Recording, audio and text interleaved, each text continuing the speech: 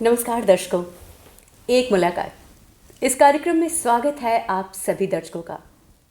इस कार्यक्रम में हम आपकी मुलाकात करवाते हैं एक शख्सियत से। तो आज इस कार्यक्रम में आपके लिए लेकर आए हैं एक ऐसी ही शख्सियत जो आज हज़ारों लाखों महिलाओं के लिए प्रेरणा का स्रोत हैं, जिन्होंने भारत का नाम रोशन किया है।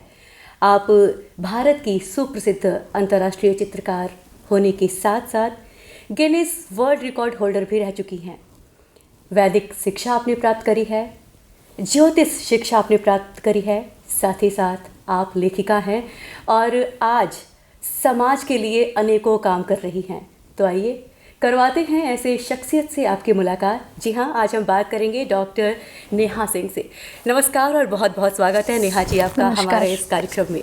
तो जैसा कि मैंने कहा, आप आज अनेकों महिलाओं के लिए प्रेरणा का स्रोत बन चुकी हैं और जब बात महिलाओं की हम करते हैं तो कहीं ना कहीं ये महिला सशक्तिकरण बहुत बड़ी चीज़ होती है। तो इतनी कम उम्र में ऐसा कर पाना, सबसे पहले तो हमें अपने सफ़र के बारे में बताइए।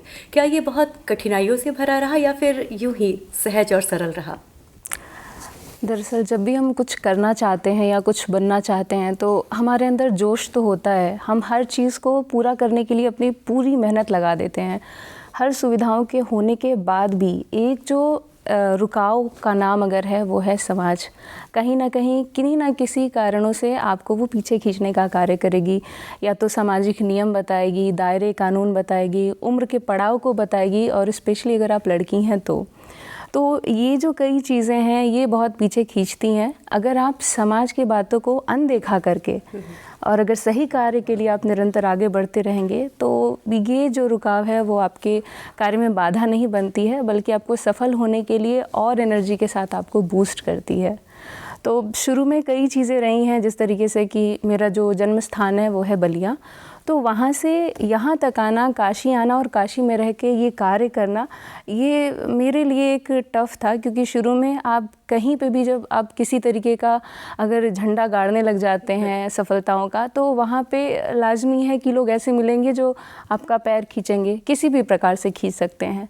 लेकिन आप जितना वो आपका पैर खींचना चाह रहे हैं, आप उतना ही कर्म पे ध्यान दीजिए, उनकी बातों का जवाब मत दीजिए। आपका कर्म उनको जवाब देता है। तो मेरा दृढ़ विश्वास रहता है कि आप कर्म को करते चलिए और जिनको तालियां बजाना होगा तालियां बजाएंगे ही, और बाकी जिनको बोलना है वो बोलेंगे ही। आपने बहुत अच्छा बताया कि जब ऐसी इस तरह के काम हम करते हैं तो एक महिला, एक लड़की होने के लिए साथ साथ ही और भी मुश्किल भरा हो जाता है।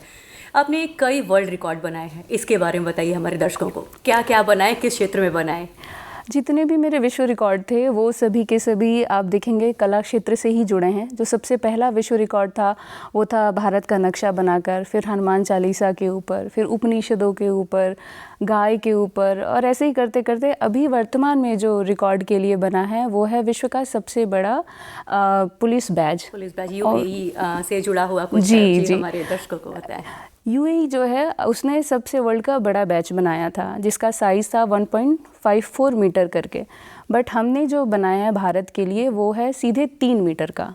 तो ये उससे लगभग डबल है। और इस चीज़ के लिए जो वर्तमान में लखनऊ रेंज में आईजी सर हैं, आदरणीय आईएएस किरण सर, उन्होंने इस चीज़ के बारे में कहा था कि यदि इस रिकॉर्ड को हम भारत के नाम करते हैं तो हमारे उत्तर प्रदेश पुलिस के लिए भी गौरव की बात होगी और उनका एक सम्मान होगा। तो वो चीज़ तो उस टाइम थी, तो मैं तुरंत हाँ नहीं बोल सकती थी क्योंकि मुझे कढ़ाई तो आती नहीं थी। एक रुमाल पे मैं कर सकती हूँ बट उतने बड़े लेवल पे कर पाना शायद संभव नहीं था। तो ना मैंने उन्हें हाँ कहा, ना मैंने उन्हें ना कहा। तो 7 वर्ष बाद, मतलब जब मैंने काशी के बुनकरों से मिलके सीखा इसे, एक एक चीज़ को सीखना, बनाना, करना, तो काशी के बुनकरों का बहुत बड़ा इसमें योगदान है। उन्होंने मुझे सिखाया है। और फिर फाइनली जो 1.5 साल का जो अवधि लगा, उसके बाद ये रिकॉर्ड आपने तैयार करा। आप एक अंतर्राष्ट्रीय चित्रकार हैं, साथ ही साथ आपने कई सारे वर्ल्ड रिकॉर्ड अपने नाम किए हैं और लेखिका भी हैं, टैरो कार्ड, ज्योतिष, ये सब भी करती हैं। तो ये सब अब जब आपके जीवन में है तो ये सब हमारे सामाजिक जीवन पर किस तरह से असर डालता है और आपके जीवन पर इसने कैसे असर डाला? जैसे हम लोग एक तो सनातनी है, तो हम इस बात पे, इस प्रकृति के हर एक भाग को हम लोग पूजते हैं। तो सबसे महत्वपूर्ण है सूर्य को पूजना। जिसने सूर्य को पूजना शुरू कर दिया उसको अपने समय का ज्ञान हो जाएगा कि किस तरीके से समय को हम बांट सकते हैं, सभी कार्य को एक साथ कर सकते हैं। और सबसे ज़्यादा इम्पॉर्टेंट है उसके लिए डिसिप्लिन। अगर आपके अंदर डिसिप्लिन है तो आप कुछ भी कर सकते हैं, कुछ भी कर सकते हैं। जैसे सूरज उगने से पहले आप उसकी जिस दिन प्रतीक्षा करना चालू कर दें, मुझे लगता है कि आपके पास इतना समय है कि आप अनेकानेक कार्य कर सकते हैं, नित्य नवीन कार्य के विषय में सोच सकते हैं। तो साथ में मैंने क्या किया कि अपनी पेंटिंग तो की ही की, रिकॉर्ड्स भी उसी में बीच बीच में बनाती रही, क्योंकि जो ड्यूरेशन मिल रहा है 24 घंटे में सबके पास उतना ही है। कोई अंबानी भी बन सकता है, कोई भिखारी भी बन सकता है। तो उस 24 घंटे को कैसे यूटिलाइज़ करना है वो सारी चीज़ें मैंने बांट दी। और फिर जाके NGO में जिस तरीके से जो बस्ती के बच्चे हैं उनके लिए काम करना, तो वो एक सेवा कार्य है। सामाजिक प्राणी हूँ तो समाज में रहने के नाते मुझे लगता है कि मुझे अपनी एक सेवा देनी चाहिए, वो एक चीज़ है। दूसरी चीज़ है जैसे टैरो कार्ड रीडिंग या प्राणिक हीलिंग या लेखन का कार्य। तो लेखन में भी मुझे उस विषय में रुचि है जैसे जो सनातन है। फॉर एग्ज़ाम्पल राम नाम शास्त्र है, हम किस राम को पूज रहे हैं, हम किस राम को जप रहे हैं, ये बहुत महत्वपूर्ण है। तो यदि आप उनके विषय में लोगों को बताएं कि उसकी शास्त्रीयता क्या है, उसकी वैज्ञानिकता क्या है, तो शायद लोगों के अंदर ये चीज़ ज़्यादा प्रबल हो उन सब चीज़ों की तरफ आकृष्ट करने के लिए। बिल्कुल। आप अंतर्राष्ट्रीय चित्रकला करती हैं, ये विधा जो आप चुनती हैं इसका चुनाव आप कैसे करती हैं? और जब भी ये पेंटिंग्स जो भी आप बनाती हैं तो ये बिकता है जब भी, तो वो प्रोसेस क्या है, वो हमारे दर्शकों को बताइए ज़रा सा। शुरू में तो जो पेंटिंग थी, जब मैं बैचलर में थी तो मुझे नहीं लगता था कि कभी मैं एक ऐसा अंतर्राष्ट्रीय चित्रकार या कोई चित्रकार भी बन पाऊंगी, कभी भी नहीं सोचा था। एक नॉर्मल था कि काशी आई हूँ, पढ़ाई करूँगी, उसके बाद जॉब लूँगी, शादी होगी, एक सामान्य सा जीवन जो हम सब जीते हैं, जिस मध्यम वर्गीय से हम लोग आते हैं। तो इतना ही विचार था। लेकिन जैसे जैसे काशी में चीज़ों को देखने लग गई, समझने लग गई, तो ऐसा लगा कि नहीं, इससे परे भी कई चीज़ें की जा सकती हैं, थोड़ा सा सामान्य से दूसरे दिशा में जाया जा सकता है। तब शुरू किया। मेरा पेंटिंग में एब्स्ट्रैक्ट आर्ट था, पर वो प्रदर्शनी करने में सिर्फ उन्हीं को समझ आती थी जो कला क्षेत्र से थे, लेकिन बाकी जन जन तक मैं उस चीज़ को पहुंचा नहीं पा रही थी। तो एब्स्ट्रैक्ट तो सब्जेक्ट लिया था, लेकिन उसके बाद जब मैंने मास्टर्स कंप्लीट किया तो उसके साथ ही BHU में मैंने वैदिक साइंस में एडमिशन लिया। तो वैदिक साइंस, वैदिक मैथमेटिक्स, वैदिक ज्यूरिस्प्रूडेंस, वैदिक आपका एस्ट्रोलॉजी, ये सारी चीज़ का अध्ययन किया और उसके बाद उन चीज़ों के विषय पे पेंटिंग करने लग गई। लाइक जैसे बिग बैंग थ्योरी के बारे में कहाँ बताया गया है, थ्री डायमेंशनल थ्योरी के विषय में कहाँ बताया गया है, ये सारी चीज़ें। या बहुत लोगों को नहीं पता है कि हमारा जो शरीर पंच तत्वों से बना है वो कहाँ पे शरीर में है, क्या शेप है, क्या कलर है, क्या उसका बीज मंत्र है। तो इन सब चीज़ों का अध्ययन करके फिर पेंटिंग बनाना, उसका फिर एग्जीबिशन करना, ये मैंने विधा ली। अब जब ये चीज़ें बाहर आने लगे, क्योंकि ये तो अगर कोई नहीं भी जानने वाला है, अगर जिसको नहीं उसका नॉलेज है, संस्कृत का चलिए नहीं नॉलेज है, तो उसको समझ आ रही है कि अच्छा ये बात क्या कह रहा है। अपनी पेंटिंग में उसको क्या कहते हैं, हम अपने जो कहना चाहते हैं हमने उस माध्यम से उकेरा उसे, तो उसके बाद से आपका एक गुडविल बन जाता है। क्योंकि बहुत बार होता नहीं कि कुछ लोग का कला इतना सुंदर नहीं होता, लेकिन उनका जो गुडविल है वो उनके आर्ट वर्क को बहुत हाई रेंज में बेचने के लिए वो कैसे भी करके मजबूर कर ही देता है। तो मैं ये नहीं कहूँगी कि मैं बहुत बढ़िया कला करती हूँ, बहुत सर्वश्रेष्ठ कलाकार हूँ, ये नहीं मान सकते।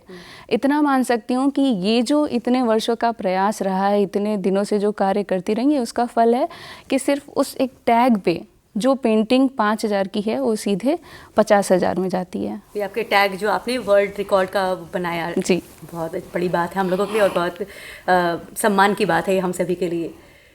आपने इतनी अच्छी शिक्षा प्राप्त करी, कई सारे वर्ल्ड रिकॉर्ड भी बनाए, तो आमतौर पर इसके बाद लोग या तो नौकरी में जाते हैं और लड़कियां हैं तो निश्चित ही वो गृहस्थ जीवन में आती हैं। आपने अभी तक ऐसा किया नहीं, इसके बारे में कुछ बताइए। मुझे दरअसल मालवीय जी जैसा कुछ करना था, या विवेकानंद जी ने जो कहा है, हम अक्सर उनके जैसा बनना चाहते हैं, लेकिन वो क्या किए थे उनके पद चिन्हों पे नहीं चलना चाहते हैं। ऐसा नहीं है कि BHU में ज्ञान की कमी है या अर्थ की कमी है किसी के पास, या कोई नया विश्वविद्यालय नहीं बना सकता है BHU जैसा, बना सकता है, लेकिन वो सिर्फ उतना ही मतलब रख रहा है जितना उसका आय मिल सके, जितना उसको कमाना करना है, वो उसके आगे बात नहीं करना चाहता। वो मालवीय जी के पद चिन्हों पे नहीं चलना चाहता, वो मालवीय जी को बस आदर्श मान सकता है। लेकिन मुझे लगता है कि अगर मैं मालवीय जी को अपना आदर्श मान रही हूँ तो मुझे उनके जीवन शैली को अपनाना पड़ेगा। थोड़ा बहुत ही सही भाई शुरू तो करना ही चाहिए। या आप जिस भी आराध्य को मान रहे हैं, सपोज दैट आप हनुमान को ही अपना आराध्य मान रहे हैं, तो आपके अंदर सेवक भाव होनी चाहिए। आप किसी के लिए भी उसके लिए तत्पर होने चाहिए। तो वो एक हिस्सा था। और दूसरा मैंने देखा है समाज में कि समाज सिर्फ एक ही आश्रम की बात करता है, गृहस्थ की। अगर गृहस्थ आश्रम इतना महत्वपूर्ण है तो वानप्रस्थ संन्यास ये सब कहाँ जाता है? तब तो आपको मोह त्याग देना चाहिए ना, जब अगले आश्रम में प्रवेश कर रहे हैं। तो ये बल सिर्फ गृहस्थ आश्रम के लिए ही क्यों दिया जाता है? तो इसलिए लगता है कि नहीं, समाज के लिए अगर पॉजिटिव वे में काम कर रहे हैं तो उसको निरंतर करते रहिए, बाकी चीज़ें साइड में रखिए, कर्म को करते रहिए। ये कारण है कि आप गृहस्थ में नहीं आना चाहते कि हम आगे ही जाएंगे। आप लेखिका भी हैं, बहुत छोटी सी उम्र में आपने कई सारी किताबें लिख डाली, हमने ऐसा जाना आपके बारे में। तो आप खुद से हमारे दर्शकों को बताइए इसके बारे में, आपने कितनी किताबें लिखी हैं और उन किताबों में आपने संदेश क्या दिया है, और वो आने वाले समय में किस तरह से आज के समाज में अपना प्रभाव डालेंगी? बिल्कुल, अभी तक सिर्फ 8 किताबें ही लिख पाई हूँ, 9 और 10 अभी बस पब्लिश होने वाली हैं। किताबों में ज़्यादातर सनातन से जुड़े हैं, या जैसे गाय है, गाय को सिर्फ जानवर आप नहीं मान सकते हैं। एक पुस्तक का नाम है कामधेनु। उस कामधेनु में उस गाय को टच करने से क्या आपके ऊपर प्रभाव पड़ेगा, या गाय ही एक ऐसा जीव है जिसके गोबर से भी ऑक्सीजन निकलता है। बहुत सारी वैज्ञानिकता गाय से जुड़ी हुई हैं, उनके विषय में बताया गया है। राम नाम शास्त्र है, उसके विषय में बताया गया। उपनिषद पे पुस्तक है, साथ ही एक जीवन दर्शन गीता पुस्तक है। BHU में हमेशा हर रविवार को महामना ने एक गीता क्लास जो चालू किया था, वो आज तक चलता आ रहा है अभी तक। तो वहाँ पे प्रत्येक रविवार को अभी भी हम लोग जाते हैं और वहाँ 1 घंटा जो भी व्यासपीठ पे बैठा उनको सुनते हैं। उनकी बातों को अपने जीवन से कैसे कनेक्ट करके गीता को कैसे जोड़ के हम समझ सकते हैं, इनके बारे में पुस्तक लिखी है। जैसे अगर बहुत सिंपल वे में समझना है तो जैसे एक अध्याय आता है विराट रूप, जिसमें भगवद गीता में, तो विराट रूप अगर देखना है तो आप महामना का लंका पे आप एक स्टैचू देखिए, सौम्य रूप है, साधारण है, लेकिन उनकी विराट रूप क्या है पीछे आप देखें, इतना बड़ा विश्वविद्यालय, इतने विभाग, इतने संकाय, इतने विद्यार्थी, इतने जीव जंतु वृक्ष, संपूर्ण रूप से देखें तो एक विराट रूप है। तो गीता को किस तरीके से हम समझ सकते हैं, अपने लाइफ में कैसे जोड़ सकते हैं, उन चीज़ों को बहुत ही सामान्य भाषा में लिखा गया है ताकि आप गीता को पढ़ें, ऐसे विषयों को। तो इस तरह से आपने चीज़ों को उठाया और एक जागरूकता भी बनाई है। क्योंकि आप खुद एक महिला हैं, तो महिला सशक्तिकरण का सवाल तो यहाँ से आता है कि बहुत सारी लड़कियाँ ऐसा है और सोचती हैं ऐसा, पर कभी ना कभी बहुत सारे लोग ऐसे होते हैं, हम जो चाहते हैं हम नहीं कर पाते क्योंकि समाज का दबाव। आपने वो चीज़ किया पर बहुत सारे लोग ऐसा नहीं कर पाते। तो ऐसी लड़कियाँ हैं, जो ऐसी महिलाएँ हैं, आप क्या उनको कहना चाहेंगी? देखिए, समाज में पुरुष वर्ग हो चाहे स्त्री वर्ग हो, वो ये बोलता बहुत जल्दी है कि अरे स्त्री है क्या नहीं कर लेगी। स्त्रियों को किसी भी पुरुष या किसी अन्य व्यक्ति की आवश्यकता नहीं है, वो खुद में सक्षम है करने के लिए। लेकिन यदि वो करने लग जाए तो वही समाज कहेगा अकेले कैसे कर सकती है ये, ज़रूर कोई ना कोई कुछ है, ज़रूर कुछ ना कुछ गड़बड़ है। तो समाज का काम है आपके ऊपर आरोप लगाना, बातें करना। अब निर्भर ये करता है कि आप उससे प्रभावित हो रहे हैं कि नहीं हो रहे हैं, है ना। आपको क्या चीज़ लेना है और क्या चीज़ नहीं लेना, ये आपके ऊपर निर्भर करता है। दूसरा, महिला सशक्तिकरण में सबसे महत्वपूर्ण चीज़ जो है, मुझे जहाँ तक लगता है कि स्त्रियाँ ज्ञान और खाना पीना बनाने सब चीज़ में आगे बढ़ती चली जाएं, लेकिन आत्मरक्षा सबसे महत्वपूर्ण है इस समाज में। क्योंकि जिस तरीके से केसेस देखे जा रहे हैं, मुझे लगता है कि स्त्रियों को सबसे महत्वपूर्ण कार्य है खुद की रक्षा करना सीखना। आत्मरक्षा ज़रूरी है। आप उसमें सिर्फ ये नहीं है कि आप किसी को मार पीट सकते हैं, आपका शरीर इतना आपको सपोर्ट करता है कि आप तुरंत किसी भी चीज़ पे एक्शन ले सकती हैं। आपको आभास हो जाता है कि ये व्यक्ति मेरे साथ क्या करने वाला है।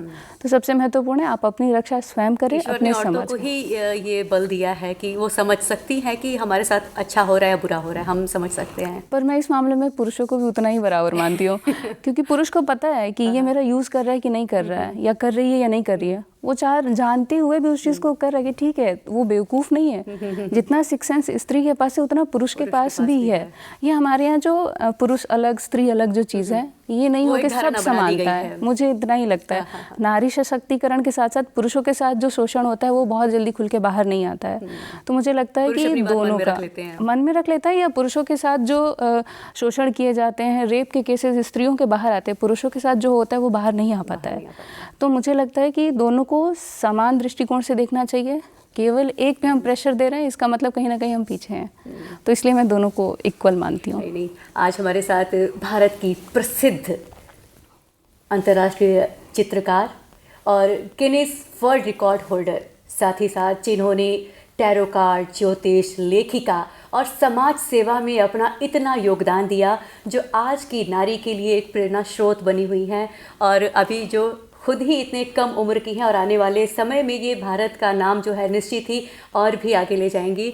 तो हम आपको बहुत बहुत शुभकामनाएं देते हैं और आज अपना कीमती समय देने के लिए हमें बहुत बहुत धन्यवाद करते हैं। तो मिलेंगे आपसे अगले कार्यक्रम के साथ। अभी के लिए हमें दीजिए अनुमति। नमस्कार।